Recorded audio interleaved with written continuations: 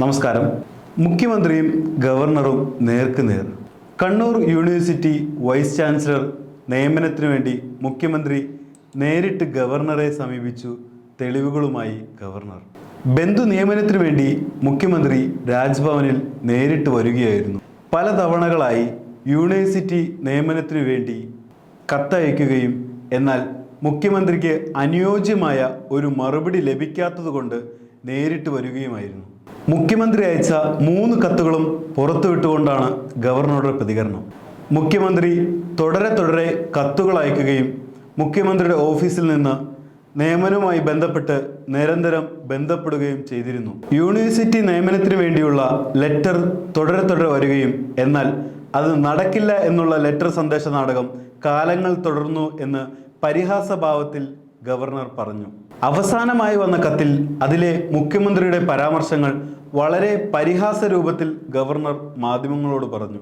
നിയമങ്ങളെ മാറ്റിമറിക്കാനുള്ള മുഖ്യമന്ത്രിയുടെ കത്തുകൾ കേരളം കണ്ടതിൽ വെച്ച് വളരെ മോശമായ പ്രവർത്തനങ്ങളാണ്. നിയമനത്തിന് ഗവൺമെന്റിന്റെ ഇഷ്ടങ്ങൾ അനുസരിച്ച് അനുമതി നൽകണമെന്നും അതിൽ 5 പേരുള്ള സെലക്ഷൻ കമ്മിറ്റിയിൽ 3 പേർ ഗവൺമെന്റ് നിർദ്ദേശിക്കുന്നവർ ആയിരിക്കണമെന്നും തീരുമാനം ഭൂരിപക്ഷം കൂടുതലുള്ളവരായിരിക്കണമെന്നും ഇതുപോലുള്ള നിർദ്ദേശങ്ങൾ മുന്നോട്ട് വച്ച മുഖ്യമന്ത്രിയുടെ അഭിപ്രായത്തെ വളരെ പരിഹാസ രൂപത്തിലാണ് ഗവർണർ പറഞ്ഞത്.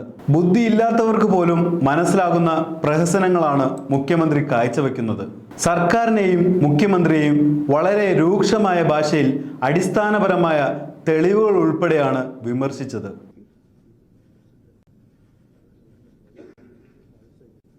They were mostly from outside. They were not Kerala people. Kerala people were raising the slogan Bharat Mata Ki Jai when I was speaking. They were not Kerala people. They were mostly from Jamia and JNU and Aligarh. And Aligarh, I had identified them. I know them. And that is why I refer to the comment of Maulana Azad. It was only after seeing them that I made that comment. I refer to what Maulana Azad had said in 1947. He was also heckled.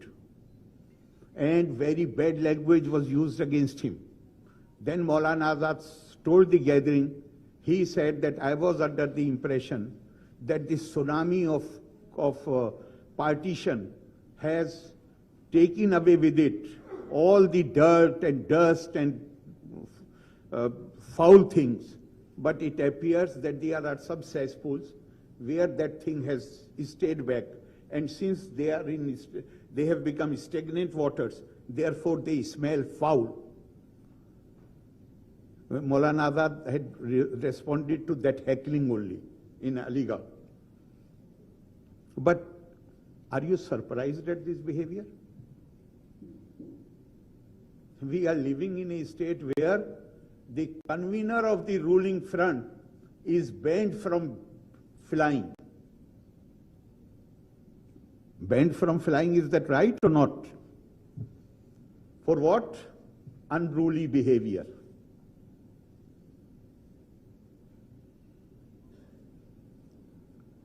They think that it is their right to break the law.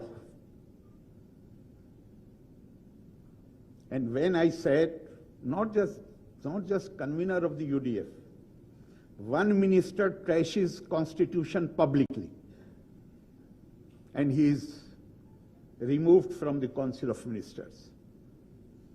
Another former minister challenges the territorial integrity of India by using the language of Pakistan.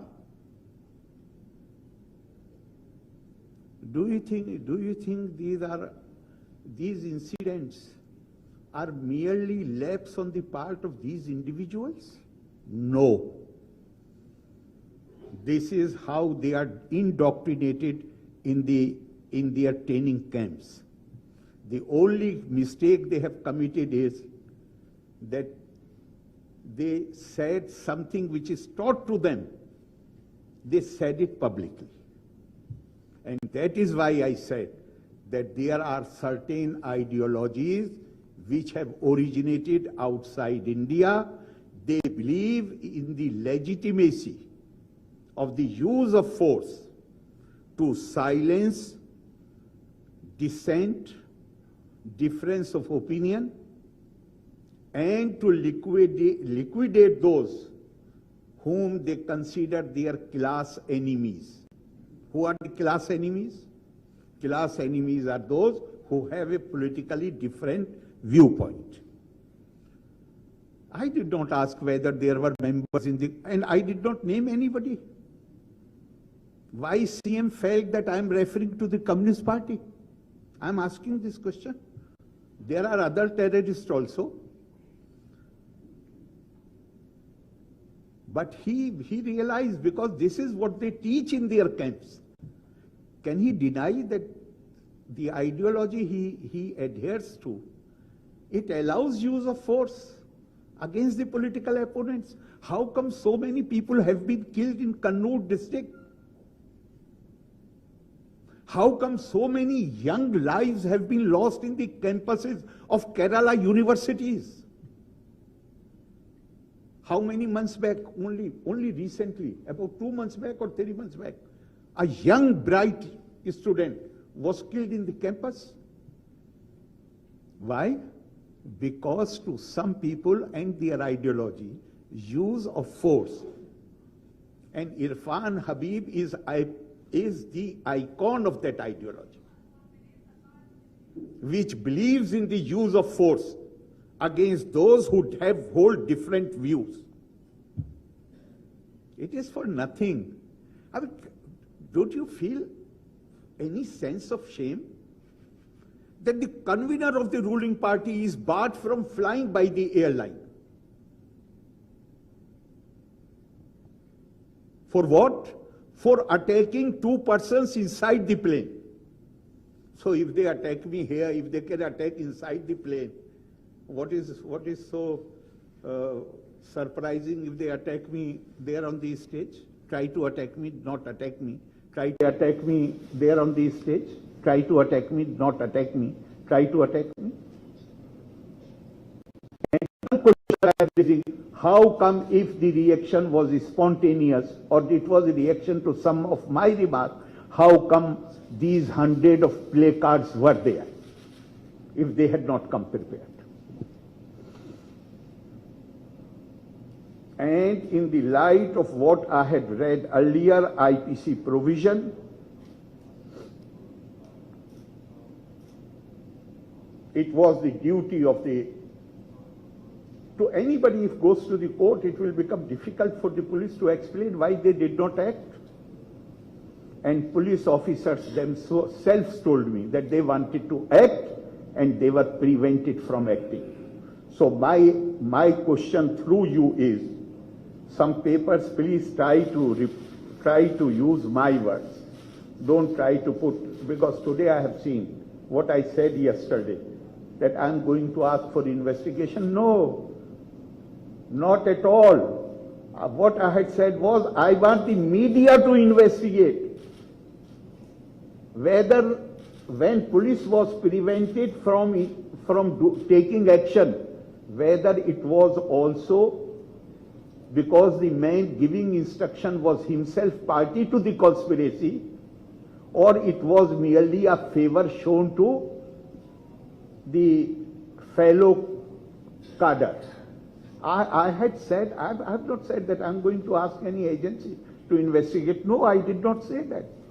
I said I request you media to investigate whether, like people who had come with the placards, so surely they knew that there is a plan to intimidate the governor when they were preparing the placards.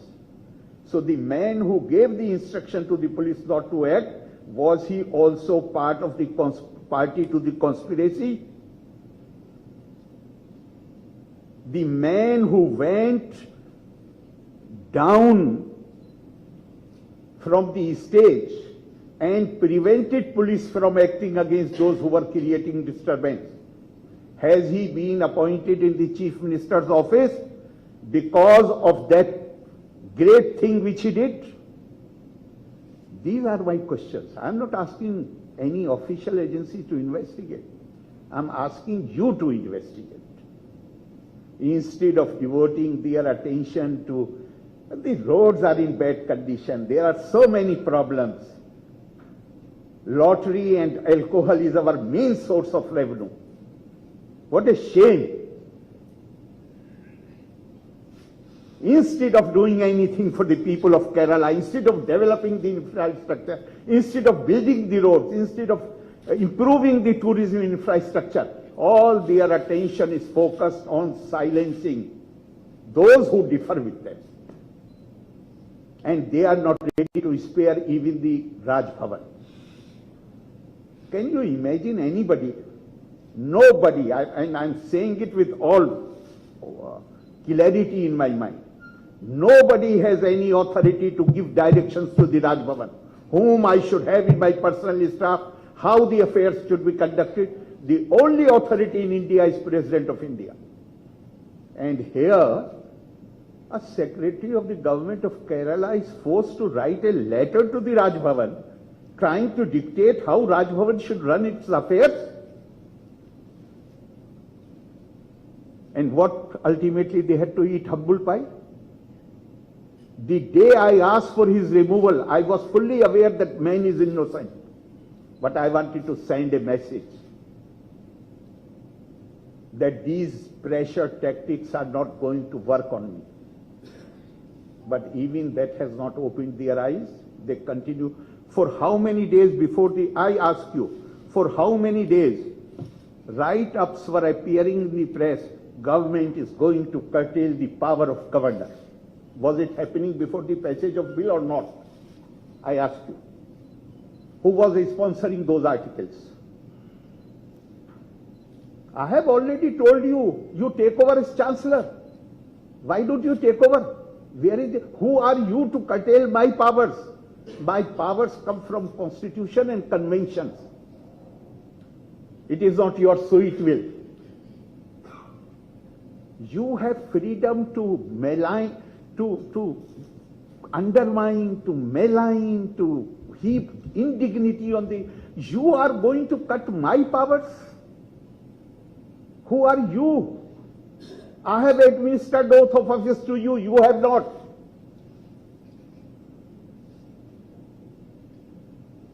They have crossed all the limits.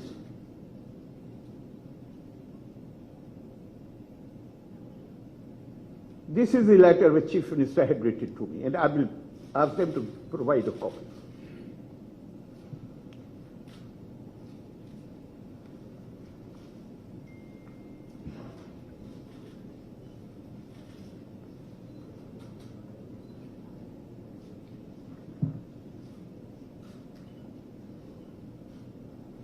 वो Prince साहब आपके पास है वो 3 letters of the Chief Minister and my replies. You have that? Yes. First letter, or this is the last letter? No, this is the first letter which I wrote on December 8th. Copy will be supplied to you. Wherein I said, I am sick of this pressure which is brought upon me. And I don't want to continue as Chancellor. If I had any vested interest, why I would say that I don't want to continue as Chancellor. And I said in this letter that I know that the Assembly is not, since the Assembly is not in session, you can go for an ordinance. And I promise that I shall sign the same immediately. But you become Chancellor. Relieve me of this duty. Why I was forced to write that letter? Chief Minister personally came to Raj Bhavan and requested me that in the matter of the appointment of Kannur University Vice Chancellor, that is his home district, and I agreed with him that I will give weightage to your opinion. You are democratically elected leader. Yes, I shall give weightage to your opinion. But we have to go through a process. I mean, that we did not discuss. We started the process for the selection of the Vice Chancellor. And my view was that since I have given word to the Chief Minister, I will, after the panel sends 3 names, selection committee, They sent 3 names, then I will consult him and I will try to go by his choice. They possibly realize that the man of their choice may not find place in that panel. Therefore, Chief Minister, office people, they contacted me, they came here and they said that since you have given word to Chief Minister that man of his choice will be appointed, therefore why go through the process? I said, no, we should go through the process. Then his secretary, his legal consultant, he produced a document. This is the opinion of the Advocate General also that direct appointment can be made. I ask you this question. If I have some legal problem, facing some legal problem, formally speaking, legally speaking, whom I should consult? AG of the state? Advocate General? Advocate General, without my asking, the opinion is already there. I have not asked for this opinion. The opinion he produced. I said, why I should believe that this is from AG? This has not been signed. Okay. Can we come in the evening again? I said, most welcome. They come in the evening and they produce not only the opinion of the AG, but also the request from the Education Minister, who happens to be Pro-Chancellor. Same thing. And saying that I am sending the opinion of Advocate General. Now what was the course open for me? To enter into a legal battle because AG opinion is already there? And I'm saying, I'm not defending, I have already said that that was not right on my part to make that promise. I have already admitted to that mistake many times. But I had given word, it is true. I had not given word that I shall scuttle the process. They forced me with the letter of the Advocate General to scuttle the process. And Chief Minister in his defense said that under Article so and so, Governor acted on the advice of the AG. AG immediately next day clarified the position that Raj Bhavan never sought my advice. Advice was given to the Education Ministry, who had sought my advice. Why Education Ministry sought his advice? To bring pressure on me. I realized that this pressure is going to continue. Therefore, I decided that I should not continue as Chancellor. And I wrote the letter, which I have already told you, and they will provide the copies, in which I said I am ready to sign even an ordinance. You become the Chancellor. Now, this letter was replied on December 8 itself. I am not going into it. I did not accept, in which request was made to me to continue as Chancellor. I did not accept it. I wrote on the same date, next day, December 9, saying that I do not accept the explanations which you have given, and I stand by my decision. The reply came on 16 December, again requesting me that I will have to continue as Chancellor. Then, even this I rejected. But I said, why continue this letter writing? I do not have that kind of relationship that I should enjoy reading these letters. So I said, now I'm not going to comment. If when I did not comment, then on, where is the last letter? Yes, it is here. The last letter. The last letter, all the ifs and buts, and to give you the complete story, a senior officer of the government came to Raj Bhavan with a draft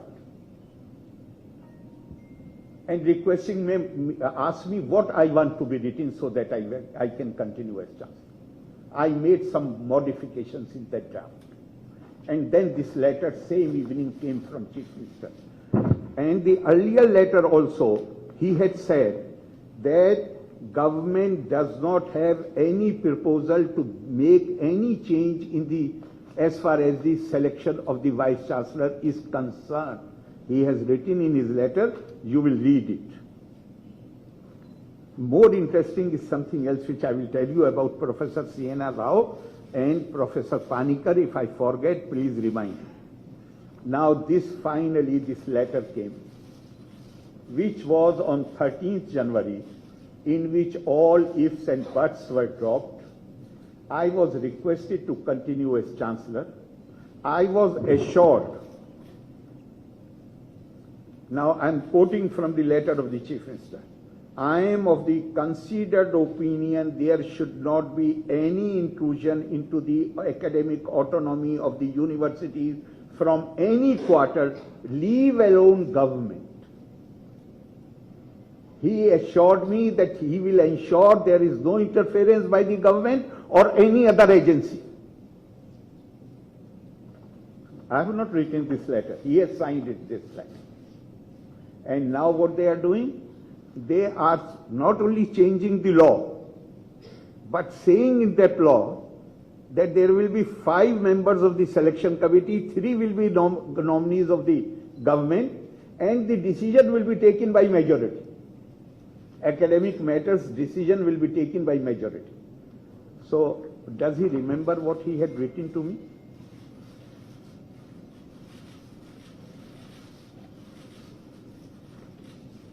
Now I will tell you something interesting.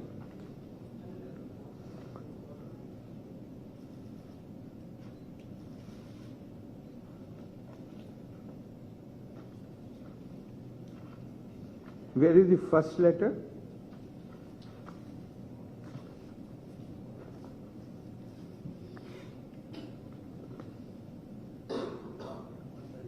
Yeah. The first letter,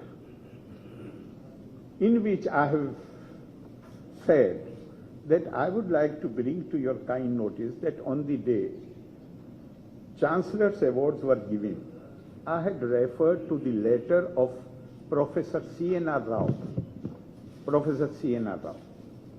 who has expressed his concern about serious problems in the higher education sector. He says that all bright students from Kerala migrate to other states. They don't want to continue higher education in Kerala. I'm not saying this. Professor C.N.R. Rao is saying this. Letter will be made available. And then I also referred to Professor K.N. Panikkar, who was Vice Chancellor of Sanskrit University, Shankaracharya University, and also Vice Chairman. Earlier he was Vice Chairman of the Higher Education Council. In his article, Quest for Quality, he has said the same thing. So I mentioned these things that, if you recall, I had mentioned Professor C.N.R. Rao and Professor Panikkar, that we need to pay attention the malady with which higher education in Kerala is suffering. Now listen to the reply, the letter to the first reply. What opinion he has about Professor C.N.R. Rao Bharat Ratna and Professor Panikkar. He says, while the state is taking strenuous efforts to create a knowledge economy by raising quality of higher education to new levels, strident propaganda to malign the universities and to give adverse publicity about the centers of higher learning in Kerala have also been noted. He feels that Bharat Ratna Professor C.N.R. Rao and Professor Panikkar are indulging in propaganda against the Kerala government. I need not comment on that.